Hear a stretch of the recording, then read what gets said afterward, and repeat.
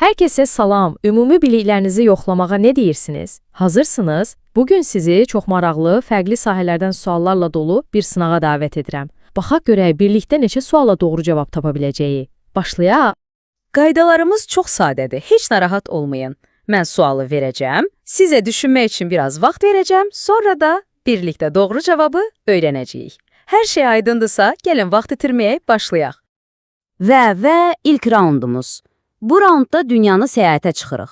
Coğrafiya biliklərinizi yoxlamaq vaxtıdır. Hazır olun, uca dağlardan tutmuş geniş qitələrə qədər müxtəlif mövzulara toxunacağıq. Elə isə ilk sualımız gəlsin. Deməli, sual belədir.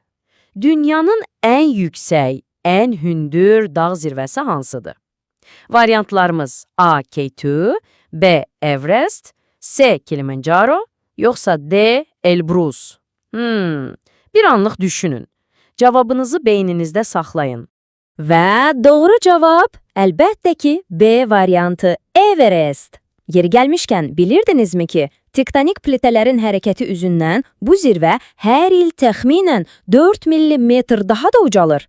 Çox maraqlıdır, deyilmi? Əgər bunu bildinizsə, əla, afərin. Yaxşı, zirvələrdən inək, indi isə gəlin qitələrə baxaq. Sual çox sadədir. Dünyanın ən böyük qitəsi hansıdır? A. Avropa, B. Afrika, C. Asiya, yoxsa D. Amerika. Cavabınız nədir? Əgər Asiya dedinizsə, tamamilə haqlısınız. Doğru cavab C variantıdır. Bilirsiniz, Asiya təkcə ərazisinə görə yox, həm də dünya əhalisinin təsəvvür edin 60%-dən çoxunun məhz burada yaşamasıyla ən böyük qitə sayılır. İndi isə gəlin səyahətimizi qədim abidələrlə davam etdirək. Gəlin sizi qədim dünyanın möcüzələrinə aparaq. Sualımız məşhur piramidalar haqqındadır. Bəs bu möhtəşəm tikililər hansı ölkədə yerləşir? A. Meksika, B. Misir, C. Peru, yoxsa D. Hindistan. Bu sualın cavabını düşünürəm ki, çoxumuz bilirik. Elə deyilmi? Əlbəttə ki, cavab B variantı. Misirdir. Təsəvvür edirsiniz? Bu möhtəşəm piramidalar təxminən 4500 il əvvəl tikilib, amma bugün belə öz əzəməti ilə hamımızı heyran etməyə davam edir. Möhtəşəmdir. Yaxşı, coğrafiya raundunu gəlin kiçik bir kosmos səyahəti ilə bitirək. Sual belədir. Günəş sistemimizdə Günəşə ən yaxın olan planet hansıdır? A. Mars, B. Merkuri, C. Venera, yoxsa bəlkə D. Yupiter. Doğru cavab B variantı. Merkuri. Və bununla da ilk raundu tamamladıq. Necə getdi? Ümid edirəm coğrafiya bilikləriniz sizi yanıltmayıb. İndi isə gəlin diqqətimizi tamamilə fərqli bir sahəyə yönəldək. Kainatın dərinliklərindən birbaşa öz bədənimizin sirlərinə. İkinci raundumuz elm və bədənimizə həsr olunub. Gəlin baxaq, görək bu mövzuda nə qədər məlumatlıyıq.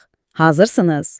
Elm raunduna elə birbaşa insan bədəninin dərinliklərindən bir sualla başlayaq. Sizcə insan bədənindəki ən kiçik sümük hansıdır? A. Stapes, yəni qulaq sümüyü, B. Radius, C. Femur, yoxsa D. Patella. Bu maraqlıdır. Diqqətlə düşünün. Cavab həqiqətən də inanılmazdır. Doğru cavab A variantı. Stapes sümüyü. Təsəvvür edin, o bizim orta qulağımızda yerləşir və ölçüsü cəmi bir düyü dənəsi boydadır. Möcüzəvidir. İndi isə biraz fizika dərsinə qayıdaq. Sual belədir. Elektrik dövrəsində cərəyanın gücünü ölçən cihazın adı nədir? A. Voltmetr, B. Ampermetr, C. Ohmmetr, yoxsa D. Multimetr. Məktəb illərini bir xatırlayın görək. Əgər cavabınız B, yəni ampermetrdirsə, tamamilə doğrudur. Yeri gəlmişkən, bu cihaz adını məşhur fransız fiziki André-Marie Amperin şərəfinə alıb. Elə oradan da gəlir amper. Bu sualın cavabını hər birimiz bilməliyik. Çünki bu, elə həyatın özüdür. Sual belədir. Nəfəs alarkən istifadə etdiyimiz əsas qaz hansıdır? A. Azot, B. Karbon qazı, C. Oksigen, yoxsa D. Hidrogen. Əlbəttə ki, cavab C variantı. Oksigendir. Yeri gəlmişkən bilirdiniz, yer atmosferinin cəmi 21% oksigendir. Amma bu, bizim həyatımız üçün tamamilə kifayət edir. Və elmi raundunun son sualı. Bədənimizin idarə etmə mərkəzi, yəni beyinlə bağlıdır. Sizcə insan beyninin əsas məlumat emal mərkəzi hansı hissədir?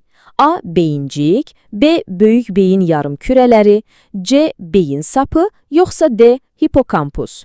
Doğru cavab B variantıdır. Böyük beyin yarımkürələri.